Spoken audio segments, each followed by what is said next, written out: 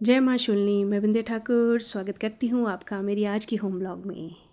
नवरात्रों के आजकल भक्तिमय ये दिन, चारों तरफ पूजा पाठ और हवन की खुशबू, और सुबह सुबह आपके अंदर ये लगन कि मुझे सबसे पहले मंदिर जाना है। तो ऐसे में माता का बुलावा ज़रूर आता है।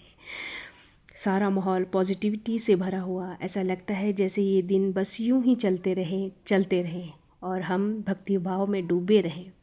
सुबह की पूजा पाठ हो चुकी है और ब्रेकफास्ट को थोड़ा शॉर्टकट में निपटाया। बस घर में किसी का फास्ट है तो किसी का सुपर फास्ट चल रहा है।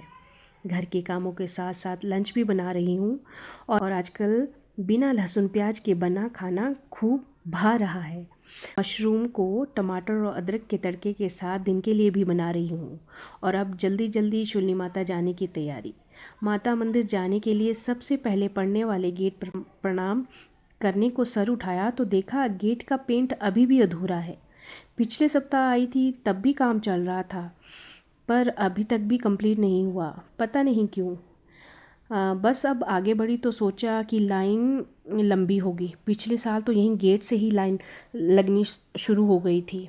इस बार मेन गेट से भी अंदर से लाइन लगी थी। बस हम भी फिर लाइन में लग गए और जय माता की बोलते बोलते आगे बढ़ रहे थे। देखिए ना कितना सुंदर सजाया है मंदिर को। रात को लाइट के साथ तो पूरा जगमग जगमग करता है। आगे बढ़ते बढ़ते पीछे लाइन की तरफ नज़र डाली तो अब रश होने लगा था। लाइन और भी लंबी होती जा रही थी। सामने नज़र पड़ी तो कोई भक्त ये बुरांस के फूलों की माला लिए खड़े थे। आजकल के पहाड़ बुरांस के फूलों के साथ खूब सुंदर लग रहे हैं। मेरे आगे खड़ी दो भक्तजन भी भजन गा रही थी। सच में ये भजन सुनकर बहुत अच्छा लगा। मंदिर में जाते समय इधर उधर की बातें करने से बेहतर है यहीं थोड़ा अपना ध्यान माता की तरफ लगाएं। और ये ढोल नगाड़े अपनी हाजिरी से माहौल को और भी भक्तिमय कर रहे थे। बस अब इंतज़ार के बाद दर्शन हुए। माँ शूलिनी के सबकी मुरादें पूरी करने वाली माता, आपकी सदा ही जय हो। मंगलवार का दिन और नवरात्रि स्पेशल, ऐसे में भीड़ होना तो लाजमी ही थी। जब दर्शन कर बाहर की तरफ आई तो अब लाइन और भी लंबी लग रही थी।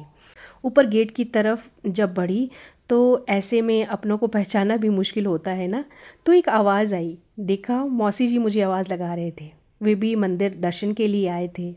बस थोड़ी देर उनसे बात हुई, उनका आशीर्वाद लिया तो देखा अब लाइन गेट के बाहर भी लगने शुरू हो गई है। शूलिनी मंदिर की तरफ जाने वाले इस रास्ते पर दुकानें खूब सजी हैं आजकल। दर्शन कर अब हम भी चल पड़े थे घर की तरफ। तो ये फूल बेचने वालों पे नज़र पड़ी और ये पीले फूल खूब पसंद आए। जब भाव पूछा तो बोला, मैडम जी गुलाब के फूल हैं बिना कांटों वाले और ज़्यादा महंगे भी नहीं हैं। फिर क्या, कुछ ये कम हुआ, कुछ मैं बढ़ी और 3 फूल पैक होकर घर आ गए।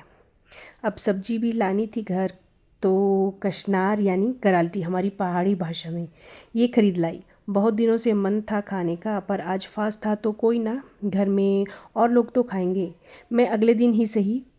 बस अब मार्केट की रौनक देखते देखते घर आ रही थी कि मेहंदी वाला अभी दिखा। जब उससे रेट पूछा तो डिज़ाइन के हिसाब से बोल रहा था। बस फिर घर आई तो थोड़ी देर आराम किया और फिर शाम को सबके लिए बनाई ये कराल्टी। बिना लहसुन प्याज के पहली बार बना रही थी।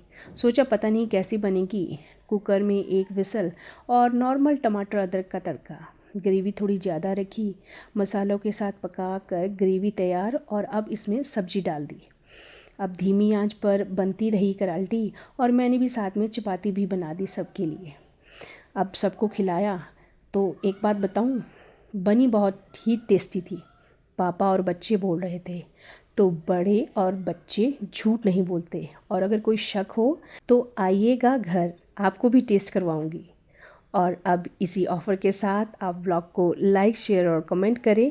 अब मुझे दीजिए इजाज़त, कल नए ब्लॉग के साथ फिर आऊँगी। तब तक स्वस्थ व्यस्त और मस्त रहें।